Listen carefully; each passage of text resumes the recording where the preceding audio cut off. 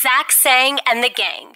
Zach Sang and the gang, we're hanging out in the studio with TyDi. Hello, sir. How are you? Very good, thank you. How are you? Yeah, I'm fantastic. Glad to have you here, man. Thank you so much for having me on the show. Well, the last time we saw you was just a few days ago. You were here, and you were having too good of a time. Yeah, I was having a fantastic time. I couldn't keep myself away. I had to come back. Yeah, I just had to show up again, right? Yeah, you're more than welcome. You're always welcome here, you know. Thank you. You made me feel very welcome last time. Oh, thank you, thank you. I mean, what do you want? Do you have any requests, like when you perform a show or something? Do you have like what's on your rider? It's usually just lots of alcohol. I could have called that one. Yeah. I don't know how you would guess that. How did you guess? I've never seen you intoxicated in a radio studio before. Oh, never. Yeah, and you sound like you're totally telling the truth right now. So, So just booze? yeah, it's particular, usually vodka and champagne. Yeah. Okay. Why are you a vodka guy? Well, actually, the vodka is the bait. So the champagne is what I drink on stage. Okay. So I usually ask for like a bottle of like nice champagne. Yeah. I drink that, and the vodka just sits there as the bait because when people come around backstage and I'm playing, they always try to steal the drink. So they go for the vodka, thinking that I'll know if they go for the champagne. So the vodka's just there to keep people away from my champagne, really. Okay. So that it takes their attention away. Yeah, pretty much. It's there to divert them from the champagne. I think my phone might be. Yeah, I just heard it. Is it That ringing? was Yeah, your I'll phone. just turn it off. Okay. No, it was staticky. Oh, that's fine. That was Hannah was just calling me. I definitely wasn't. I don't have my phone out. I'm Why are you calling me on the show? You guys, that is so unprofessional. you and Hannah did have a night out the other day. Yeah, we went to the bar. Yeah, we had some drinks and stuff. It was cool. Yeah, you didn't like the bar she took you to, did you? No. Be honest, it was probably ugly. I just don't remember if I liked it or not. We No, went it to was good. A It was dive good. bar. It was cool. Yeah, I think that's what you said it was, a dive Yeah. bar. Yeah. No, I liked it. Yeah? Yeah, absolutely. Oh yeah, such a good time. Yeah. We left after like an hour and a half. Yeah, I mean, You were there an hour and a half? That's almost as long as I stayed in the studio for. So yeah. You weren't even here for that long. Yeah. I feel you had a really bad perception of time. I'm going to be honest with you. Very bad perception of time. Maybe. Yeah. I'm just a little jet lagged. Yeah. How does that work? Because you do travel a lot, and obviously you're from Australia. Yep. Absolutely. So it works via plane. Yeah, no, but like, how do you live your life? Like doesn't that how do you get adjusted to every time zone? It's why I had to move to LA. It's pretty brutal. So I was doing something like 200 shows a year. That's like wow. That's crazy. Yeah, and flying between sometimes I'd do these tours where it's 8 cities, 8 nights, and it was just.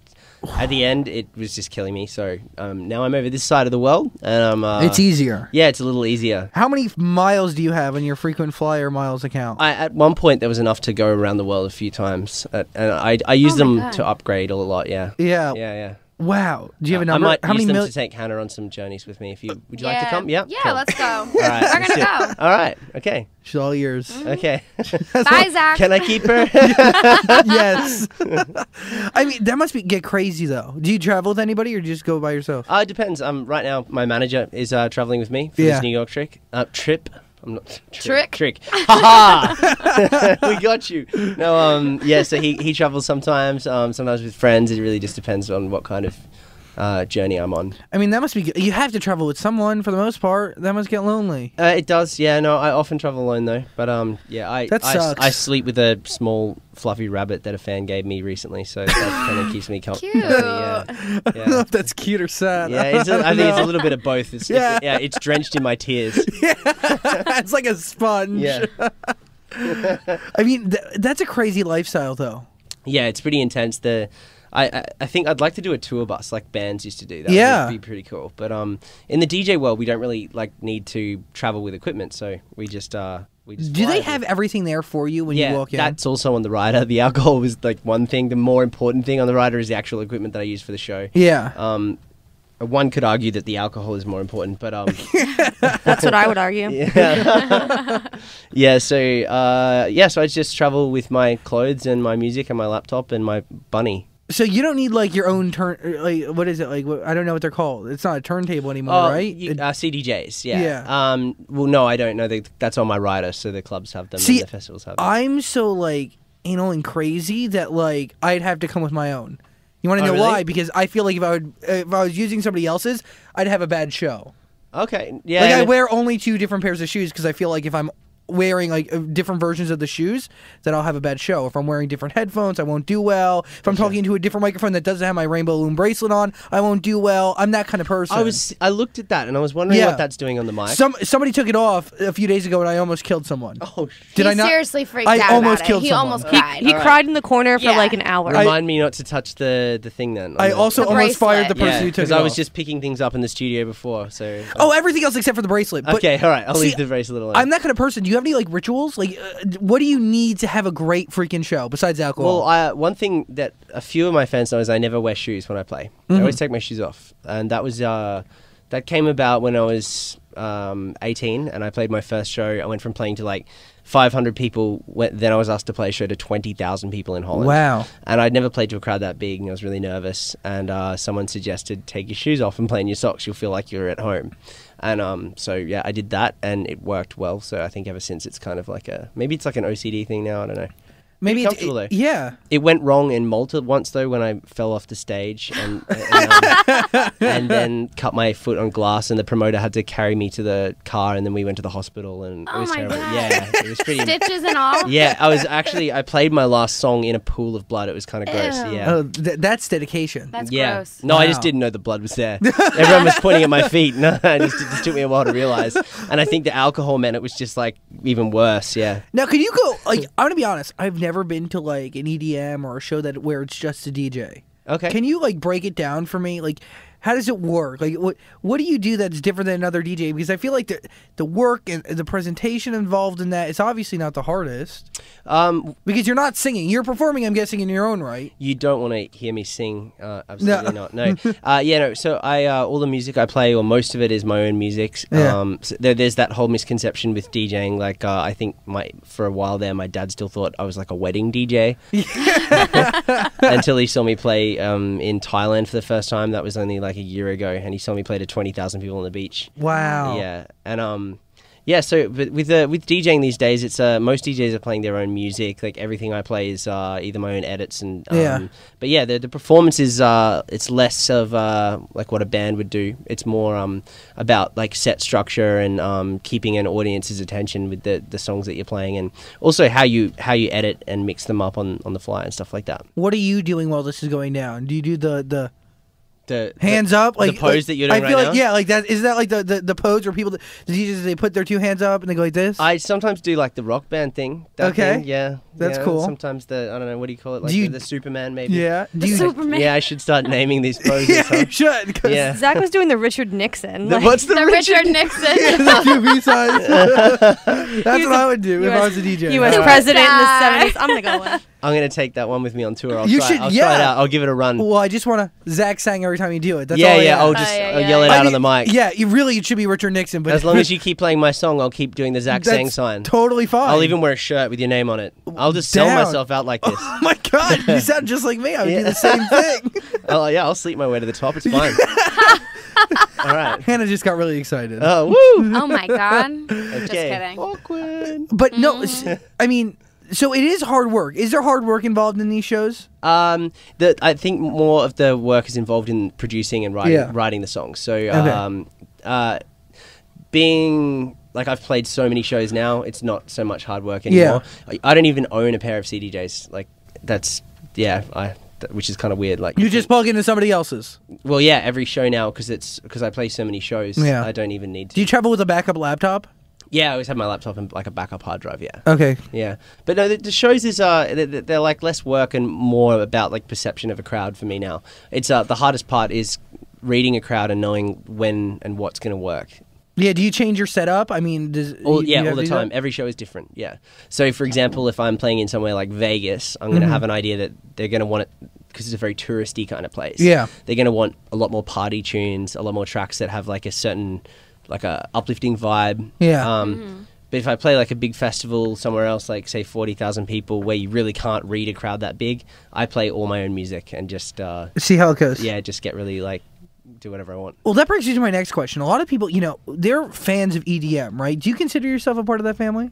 I'm the music I write is definitely EDM. I'm a big fan. Yeah. There are people like, are you the kind of person where it's like, Are you like an EDM snob where it's like, I know that there's some DJs out there, right? If you don't respect the music, if you don't know the music, then it's like, you don't deserve to be at my show. Then No. There are people like that, aren't there? I've heard really bad stories. There are snobby people everywhere, I think, in any kind of industry, I guess. But no, for me, I'm just happy if people are at the show and hopefully they're enjoying it.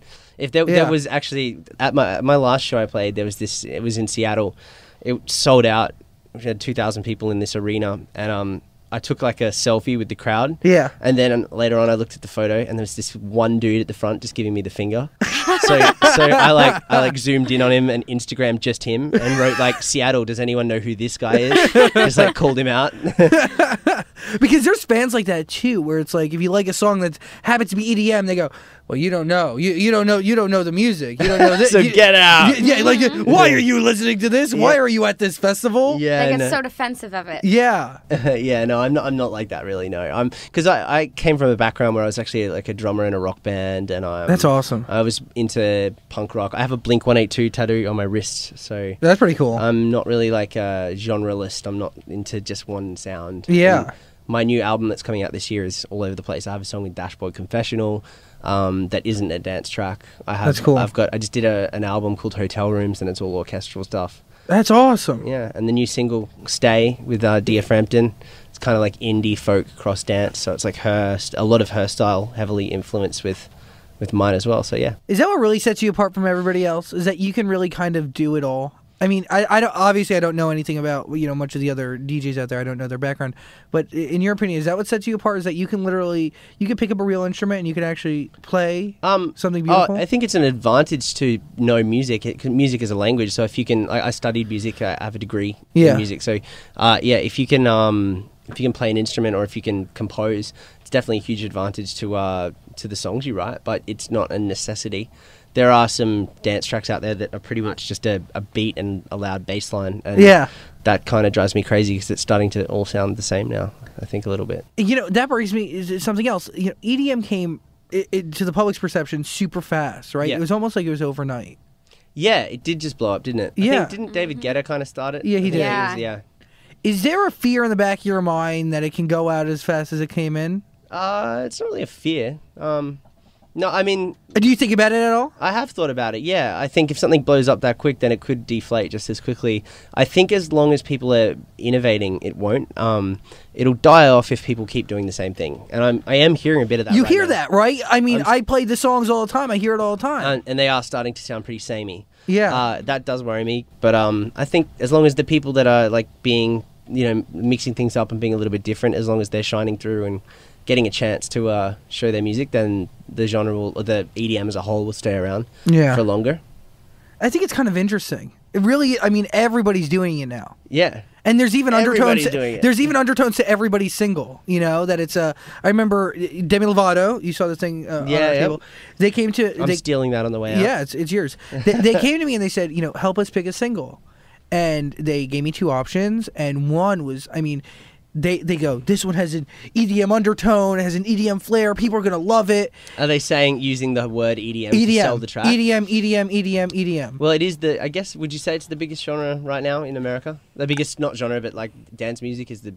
Most popular? Yeah, right now? No, I wouldn't say most popular. I think it's probably, I don't even want to say fad either. I think it started as a fad. Please don't say fad. I won't say fad. Yeah, it's definitely not a fad. But I think in my opinion, I think it started as a fad, but it ended up lasting a lot longer than a lot of people thought it was going to. Yeah. And now I think it's crossing over to just having it be, just that a genre, but it's kind of crossing genres. Well, it's a little bit of everything, Yeah, like a lot of producers are scared of the term EDM because electronic dance music. It seems to kind of it's very general. Yeah, it's very general, but I don't mind it because I write so many different styles. Yeah. And so it kind of encompasses. I'd prefer to say I just write EDM rather than say like I'm progressive house or, because there are subgenres in it, right? There's a whole lot of subgenres, and you can definitely be a prisoner of that. People can, like, if you get locked into one subgenre, you can get the fans who are, like, why have you changed your style, man? Like, you get the haters coming after you. So I prefer to just be more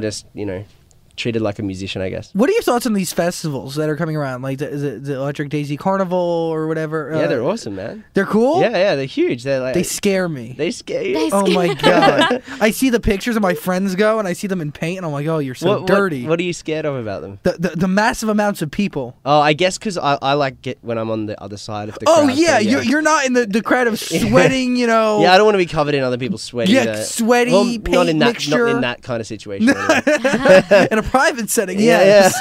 I don't like the outfits they wear. Do you see have these people? They're like half naked with like furry boots on. What is wrong with you? Bikinis with netting and no. Yeah. So it's okay. He likes it. It's 25 degrees outside. Let's be fair. He likes it because he's on stage looking at the 60,000 people. If you're in the middle of it, just take me now. Just kill me. Just kill me. Lord, take me now. Take me now. Yeah. Have you done anything like? Have you done like EDC or anything like that? I've done a lot of festivals around America. The one that I did recently, I've got the manager right here. What was the last festival I just did in America? Paradiso. That was an awesome one. I played on the main stage there. There was about 50,000 people. It was crazy. It was at the Gorge. Really? Yeah, which is like just out of Seattle. It was amazing. Well, if you do a big festival around here, I'm inviting myself. I'm going to go. You don't have to invite yourself. I'm inviting you right now. Thank you. Here we go. I'm going to go, but I won't do it in the. I won't do it in the sea of 60. Will that make you part of my gang? Yeah. All right. This is a good posse. So it'll be TyDi and the posse. Yeah. All right. I think you really do need a posse. It's really just you and your manager, and then when he's not around, it's really just you. Yeah. All right. We'll do it. Have you thought of like enlisting like a posse? Yeah, maybe. As long as I can include Emrata, you know, the girl from the Blurred Lines video. Oh yeah. I'll have a posse if she's in it. You want to hear something really weird? Can we get her to First of all, she's really hard to book on anything. Yeah, okay. Because I was with people this past week who've been trying to book her on stuff. Okay. Because fun fact, she was in that. You're talking about the brunette girl, right? Yes. Yeah, she was. I was on Nickelodeon for 2 years. She was in iCarly. She played Gibby's girlfriend. Okay. And they were, trying to get her to come back for something, and apparently she's impossible to book. She's the Blurred Lines girl. Yeah, why would she do something with Nickelodeon? Well, because that's where she started. That was her start. She's the Blurred Lines girl I don't even even know her full name. No. I know her as Emrata. You know why? That's her Instagram handle. That's so bad. You can enlist like a lookalike. We can do a casting call. You're now living in Hollywood. There's everyone there. If you can find me a lookalike, then I'll settle for that. Oh, there's definitely 1,000. Okay. There's definitely like 1,000 girls who are trying to make careers off looking like her. Okay. So far my posse is Emrata and Hannah. Yeah. And you. And me. You're in it. But you've got to keep spinning my track. As long as I keep playing it. You got to keep playing the track. Hannah, you're in. I'm just in. There's something definitely unfair about my posse right now. It's very, I don't like it, but whatever. Okay. Tell me about the single, though. So it's very different to any track I've ever made before, and that's I'd say that's heavily because of Dia's style. Dia Frampton is the runner-up on The Voice. That's huge. She's great. She was on Team Blake. Yeah, Team Blake. Sorry, I love that show. And she's also from Meg and Dia, and she's got that. I guess it's an indie folk style. Yeah, I don't know too much about that genre, but working with her has been amazing, and she's a sweetheart. I love her. I think she's incredible. Who do you want to work with? Who do I want to work with? Yeah. I would love to work with Bert from The Used. Really? Yeah. That would be really cool. Yeah. That would be a really cool song, I think. Yeah. Is there anybody else on your list? Paris Hilton. I tweeted something at Paris Hilton last night, and then I had to delete it this morning. Well, what do you think of DJs like that? Like, you know that girl is literally not doing anything. She's going in, she's making $150,000 a show, and she's literally just standing there. She's produced nothing, and she's just hitting play. Wait, before you answer that, what did you tweet at her that you had to delete? Yeah. I want to know that first. I don't know if I'm going to be damaging my career here or not. If you don't want to say, you don't have to. It had the word auto-tune in it, so nice. You can probably guess at what I was going Okay, back to Zach's question. What do you think of DJs like that? In all seriousness, are DJs like that corrupting your genre of music, a genre that's really brought you mainstream? Well, I think what really bothers me more is people who pay other people to ghost produce music for them. Because to me, that's just like lying to your fans. It's kind of like getting a painting that you've done and going, hey, Zach, can I please get your painting? And then signing my name on the bottom and then handing it out and putting it in an art gallery and going, check out my work, It's just a blatant lie. And people are out there doing that. They're just paying someone else to completely, not just produce or write, but completely do a song from A to Z, and then they just call it their own because of money, and then they get famous off it. And I think that that's just pretty unfair to the fans because you're just lying to them. That's common, isn't it? It's very common, yeah. And it's called ghost producing, and people sign non-disclosure agreements so that the person who wrote it doesn't or created it doesn't ever talk about it. So that does bother me, yeah. I have a feeling a lot of people do that. That must be crazy. Absolutely. It's a fact, yeah. And probably DJs who, I mean, a singer doing it is one thing. Yeah, but a DJ whose livelihood is truly on producing music. You said it's more on the production than anything else. That's exactly it. So if you're a singer, and like a lot of people that I work with, like I'm happy to write a track, and then like a studio singer will cut it, and then like a new singer will come along and cut it, and that's fine because they're adding their voice. Like their voice is their talent, you know? Exactly. But where DJ's production is their talent, or even claiming to be a producer and then not producing it is just it doesn't work. It's not the same as singing in that way. So yeah. Do you see these DJs as competition? Do you see DJs that have really great success as competition? No, not at all. I wouldn't say competition, but I mean, I'd be lying if I said that. Like I do look at other artists and go like, wow, like I wish, I wish I had that kind of success, and I mean, competition would probably be the wrong word. Sometimes I look at it more as motivation, inspiration, I guess, to challenge myself in the studio. Is there a DJ out there now that inspires you? Yeah, BT. Yeah. He's a producer from Maryland, and he's always been a huge inspiration to me. He's an incredible producer, great writer. He's scoring a film right now for some called Solace, I think, with Anthony Hopkins. Yeah. That's huge. Yeah, he's a good friend of mine. We've written 2 tracks together. That's crazy. Yeah. Wow. Do you think a DJ like Avicii or whoever else, do you think they're capable of really having musical talent underneath the production? Avicii does, definitely. Yeah. What do you think? It seems like you're like trying to get me to say no. I'm not trying to say anything. I'm really interested. I'm actually quite a big fan of Avicii's music. Yeah. Which is it's great. I love his song "Wake Me Up," and I also like stuff that a lot of people would think that Yeah. I don't like that whole vibe that people have of suddenly it's commercial now, so it's not cool. Like yeah. Where it's like a lot of people see that's what I'm going back to the EDM snobby fans, it's man. Cool. It's cool until it blows up. Like, I don't have that kind of vibe. I think Avicii's really talented. Some of these guys I love their music. Yeah. What is it about his success? Why was it so explosive?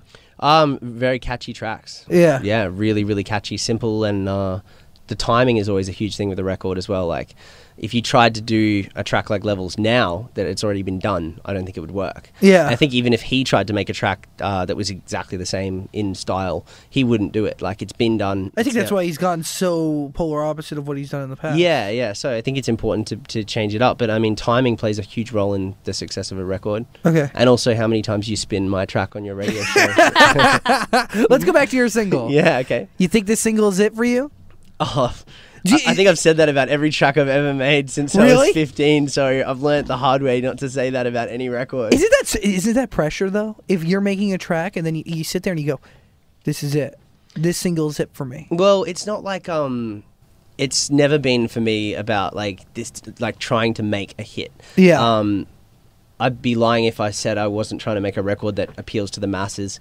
But I have to love what I do. I can't write a record just purely for the sake of making money.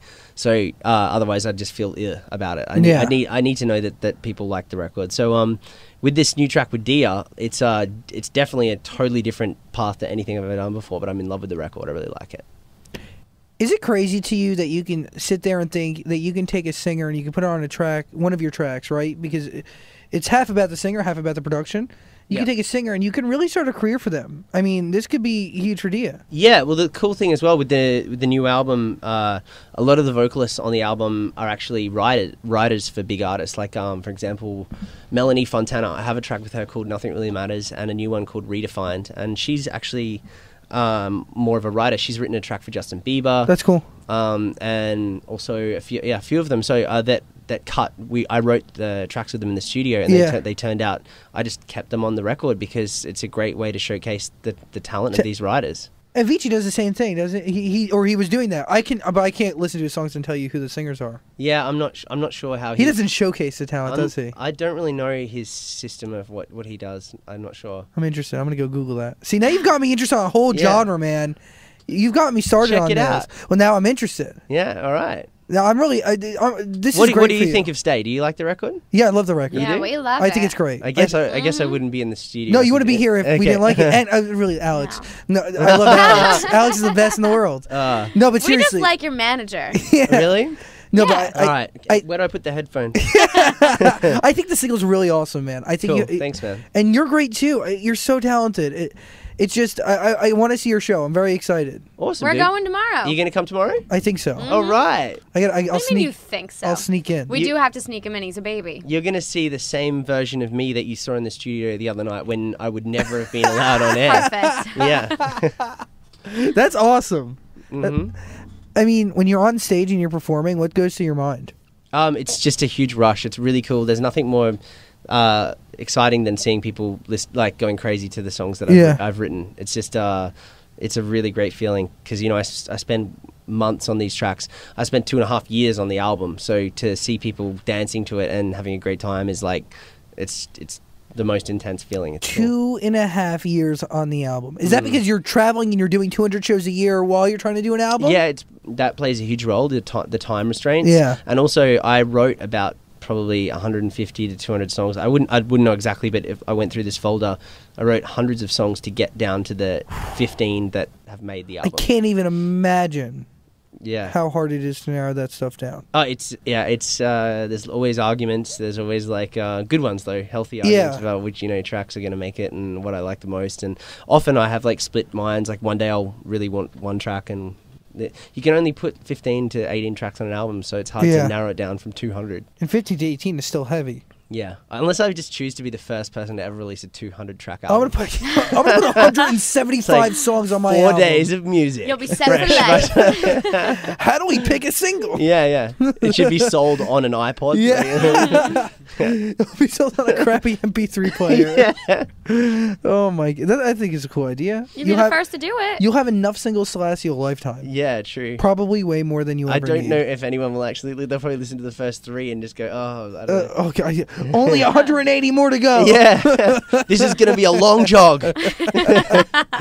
Dude, this is awesome. Congratulations on everything. Seriously, man. I think it's just the beginning. And do you realize that it is just the beginning? Even though you get to travel the world and you get to have all the success and perform for 20,000 people? It feels like the end. No, I mean, like, it's great. I mean, you've come so far, but it hasn't even started yet. Yeah, no, definitely. Especially with just moving to LA as well. Now I'm in America. It's a whole new chapter of my life, so it's pretty cool. It definitely feels like a new start for me. What do you have in America that you don't have in Australia? That you love? Great manager. Yeah. My publishing company, my A&R. Yeah. All the people who really believed in me and convinced me to move here all live in LA. So so there's a lot of love there for the people that really. What do you bring with you? What do I just brought clothes with me. Yeah. That's it. Yeah. You bought a house and everything when you got here. And just this huge bag of just women's underwear. Yeah. So weird. You had to bring the collection with you. Yeah, I had to. I couldn't part with that. It's taken me years to collect it's just all the ones that get thrown onto the stage at me. I just put them in. That happens often, doesn't it? No, it doesn't. I've had a few bras thrown at me and things like that. But be honest. I'm wearing one right now. Oh wait, no, I took it off before. It's alright. Like. I've thrown you off, haven't I? No. I'm trying to formulate this question so it doesn't seem like. Do you mind if I grab a Red Bull from the fridge here? Yeah, of course. Right. Oh my god, you chug them down. Yeah, man. But girls, right? Okay. Yes, you've got my attention. Every show, how many girls throw themselves at you? Oh. And how many girls are chosen? Hundreds. It's hard, man. It's. I know you're not kidding. That's the sick thing. Is that you're not joking? No. It's this. You've put me on the spot here. No, it's honestly. I mean, you're honestly asking me how many girls throw themselves at me, and you want me to answer that without sounding you're arrogant. On stage and all. Yeah, don't sound. I don't care. Okay, so I can. This is a judgment-free zone. I judged you 3 days ago and you came in drunk. Yeah, no, it's a healthy amount of really women. Present themselves at shows around the world, and it's a. How do you pick? This is okay. You're really digging deep now. You know how I pick. I look for ones as gorgeous as Hannah. Oh, I'm gonna throw. There we go. Up. I'm gonna throw yes. up. Yeah. That was great. You Keep win. going. Yeah. Nope. Oh, look at Zach. He can't even take it. No, because I really want to know how you pick, and I know that like they have to look like me. That's how you pick. You travel. They either have to look like Hannah or just spin my track lots on radio. So I'm next in the bedroom? Is that what you're saying? Yeah. You're next in line. Is that where we're going? I mean, that's a great lifestyle. Me? Girls don't throw themselves at me. Girls actually do the opposite. I walk down the road and they actually jump into traffic to stay away. So. Oh man! No, it's really sad, right? I don't believe this. No, I don't believe this. It's kind of You're a true. radio celebrity. I don't believe this story. Yeah, it's sad. Heather, how accurate is that? 100% accurate. Thank you. Thank you. Oh, it's a sad life I lead. Oh, but I'm glad that I get to play songs like yours on the radio, so then you get laid. You know what I mean? Oh, thank I'm paying it forward every song I play. Zach and the gang helping me get laid. All right. Thank you. Dude, thank you so much for stopping by, man. You're No worries. awesome. Thanks, Congratulations on everything, and I'm excited to see your show on Friday.